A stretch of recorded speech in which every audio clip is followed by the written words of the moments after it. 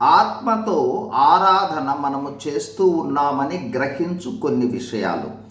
దేవుని ఆరాధించువారు ఆత్మతోనూ సత్యముతోనూ ఆరాధించాలని యోహాను సువార్త 4:23-24 వచనాలు తెలియజేస్తాయి. మరి మనము ఆత్మ ఆధీనంలో ఉన్నామని ఎలా తెలుస్తుంది? గమనించండి. గలతీ 5:16-17లో ఆత్మానుసారముగా నడుచుకుని వారు శరీర కోర్కెలను నెరవేర్చరు అని అంటూ, శరీరము ఆత్మకును ఆత్మ శరీరమునకును విరోధముగా అపేక్షించును అంటే కోరును అని వ్రాస్తూ ఉన్నాడు పౌలు గారు.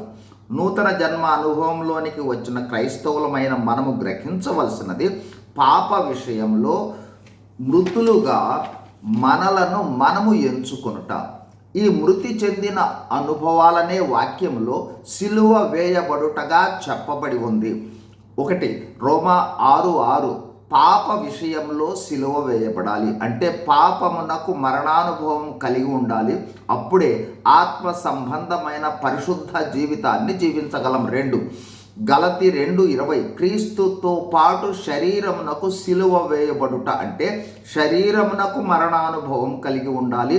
అప్పుడే ఆత్మస్వరూపి అయిన క్రీస్తుపై విశ్వాసము ద్వారా జీవించగలము. క్రీస్తు ఆధీనములో జీవించగలము.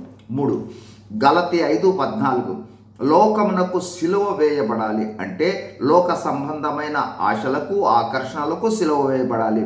అప్పుడే మనము పరలోక సంబంధమైన ఆత్మ సంబంధమైన వాటిపై ఆశ కలిగి పరలోక విషయాలను చూచే వాళ్ళంగా మక్కువ కలిగి ఉంటాము. ఆత్మతో ఆరాధించు వారిలో క్రీస్తు జీవము సమృద్ధిగా ప్రవహిస్తుంది. అప్పుడు వారు ప్రాణాత్మ దేహాలన్నీ సంపూర్ణంగా ఆత్మస్వరూపిగా వారిలో ఉన్న క్రీస్తు ఆధిపత్యము అధికారము శిరసత్వం కింద ఉండి ఆరాధిస్తారు. క్రీస్తును పోలి ఆరాధిస్తారు.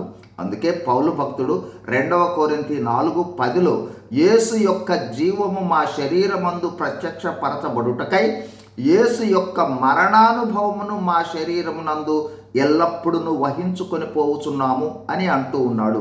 ఇప్పుడు ఆరాధికులుగా మనము గ్రహించవలసినది, మన ఆరాధనా స్థాయిని మనము గ్రహించి ఆ స్థాయిని అనుదినము పెంపొందించుకోవాలి. ఎలా?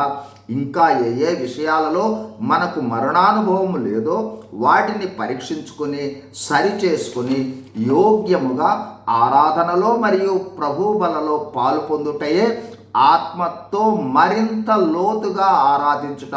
దేవుడు మనందరికీ సహాయం చేయనుగాక. God bless you.